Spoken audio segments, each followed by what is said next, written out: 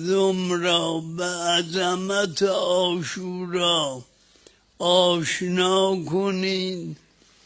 سیدالشهدا را اونچنان که در بیان رسول خدا هست به مردم معرفی کنید تا یک عده عوام نگن اینها افراط در عزاداری.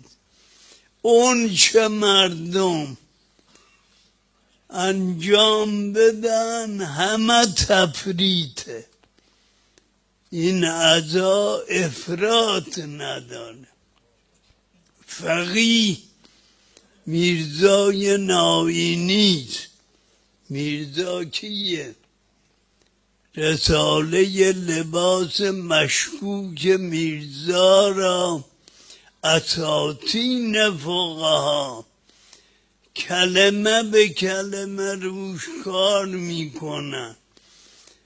نص فتوای او اینه که برای حسین ابن علی اگر بزنن به سینه زنجیر تیغ خون بیاید هیچ اشکال نداره. فقیه اینه.